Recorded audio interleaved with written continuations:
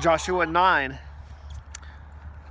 When all the kings heard about Jericho and Ai, those who were west of the Jordan and the hill country and the Judean foothills, and all along the coast of the Mediterranean Sea toward Lebanon, the Hethites, Amorites, Canaanites, Perizzites, Hivites, and Jebusites, they formed a unified alliance to fight against Israel and Joshua.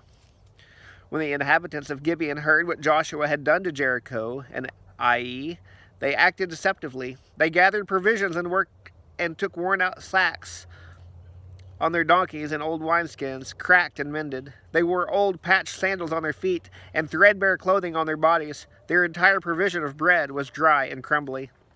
They went to Joshua and the camp at Gilgal and said to him and the men of Israel, "We have come from a distant land. Please make a treaty with us." The men of Israel replied to the Hivites, "Perhaps you live among us. How can we make a treaty with you?" They said to Joshua, "We are your servants." Then Joshua asked them, "Who are you and where do you come from?" They replied to him, "Your servants have come from a faraway land because of the reputation of the Lord your God. For we have heard of his fame and all that he did in Egypt and all that he did to the two Amorite kings beyond the Jordan, King Sihon of Heshbon and King Og of Bashan, who was in Ashtaroth. So our elders and all the inhabitants of our land told us, 'Take provisions with you for the journey. Go and meet them and say, we are your servants. Please make a treaty with us.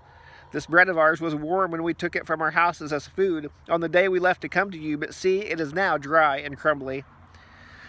These wineskins were new when we filled them, but see, they are cracked, and these clothes and sandals of ours are worn out from the extremely long journey.'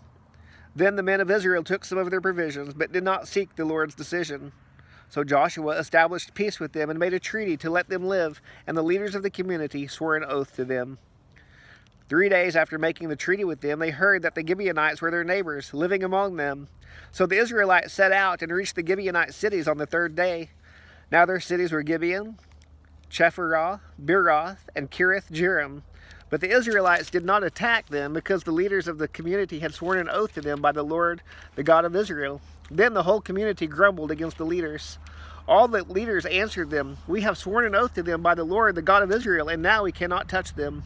This is how we will treat them. We will let them live so that no wrath will fall on us because of the oath we swore to them."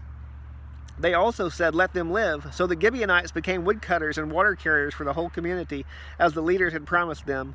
Joshua summoned the Gibeonites and said to them, "Why did you deceive us by telling us you live far away from us, when in fact you live among us? Therefore you are cursed and will always be slaves, woodcutters and water carriers for the house of my God."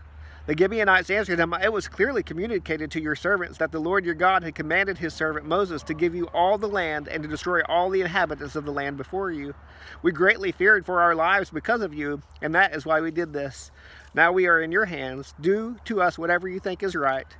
This is what Joshua did to them. He rescued them from the Israelites, and they did not kill him. On that day, he made them woodcutters and water carriers, as they are today, for the community and for the Lord's altar at the place he would choose.